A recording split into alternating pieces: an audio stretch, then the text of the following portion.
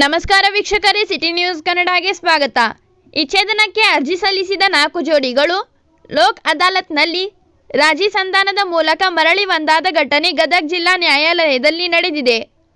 ಲೋಕ್ ಅದಾಲತ್ನಲ್ಲಿ ವಿವಿಧ ಕಾರಣಗಳಿಂದ ವಿಚ್ಛೇದನಕ್ಕೆ 4 ವಿವಾಹಿತ ಜೋಡಿಗಳು ಅರ್ಜಿ ಸಲ್ಲಿಸಿದರು.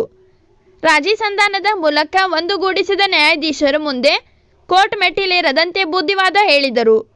ಕೌಟುಂಬಿಕ ಸಮಸ್ಯೆಗಳನ್ನು ಪರಿಹರಿಸಿಕೊಂಡು ಒಂದಾದ ಈ 4 ಜೋಡಿಗಳು ಪರಸ್ಪರ ಹಾರವನ್ನು ಬದಲಾಯಿಸಿಕೊಂಡು ಸಿಹಿ ತಿನ್ನಿಸುವ ಮೂಲಕ ಖುಷಿಯನ್ನು ಹಂಚಿಕೊಂಡರು. ಈ ಸಂದರ್ಭದಲ್ಲಿ ಪ್ರಧಾನ ಜಿಲ್ಲಾ ಮತ್ತು ಸತ್ರ ನ್ಯಾಯಾಧೀಶರು, ಕೌಟುಂಬಿಕ ನ್ಯಾಯಾಧೀಶರು ಒಂದಾದ 4 ಜೋಡಿಗಳಿಗೆ ಪುಷ್ಪ ಹಾಕುವ ಮೂಲಕ ಪರಸ್ಪರ ವೈಮನಸ್ಸುಗಳನ್ನು ಮರೆತು ಒಂದಾಗಿ ಬಾಳುವಂತೆ ಶುಭ ಹಾರೈಸಿದರು. ಸೇರಿ ಒಂದು ರಾಜಿಗೆ ಪ್ರಯತ್ನ ಮಾಡ್ತಿದ್ದೇವೆ.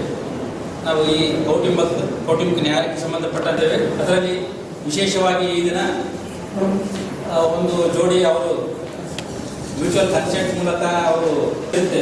ಅದನ್ನು ನಾವು ಮರಿಬೇಕು, ಮುಂದೆ ಹೋಗ್ಬೇಕು. ಮುಂದೆ ನಾವು ನಮ್ಮ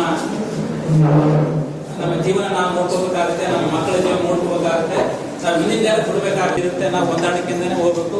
ಹಿಂದಿನ ಕೈಗಟ್ಟನೆ ಮರಿಬೇಕು. ನೀವು ಯಾವುದೋ ಒಂದು ಕ್ಷಣದಲ್ಲಿ ಮಾಡಿದ ತಪ್ಪಿನಿಂದ ಈ ಕೋರ್ಟಿಗೆ ಬಂದಿದ್ದೀರಿ. ನೀವು ಮುಂದೆ ನೀವು ಅರ್ಥ ಮಾಡ್ಕೊಂಡು ಒಬ್ರಿಗೊಬ್ರು ಅರ್ಥ ಮಾಡಿಕೊಂಡು ಜೀವನ ನಡೆಸಿ ಅಂತ ನಾನು ಈ ಸಂದರ್ಭದಲ್ಲಿ ಹೇಳ್ತೀನಿ. ಕೆಲವೊಂದು ಸಮಸ್ಯೆಗಳು ಬರ್ತಾವೆ, ಅವನ್ನ ಆಗಾಗ ಅವನ್ನ ಅರ್ಥ ಮಾಡಿಕೊಂಡು ಅದಕ್ಕೆ ಪಳ್ಳಿ ಇಲ್ಲದೆ ಗಂಡ ಹೆಂಡತಿ ಒಂದು ಕೇಸ್ ಬಂದಿತ್ತು. ಕೇಸ್ ಜಗಳ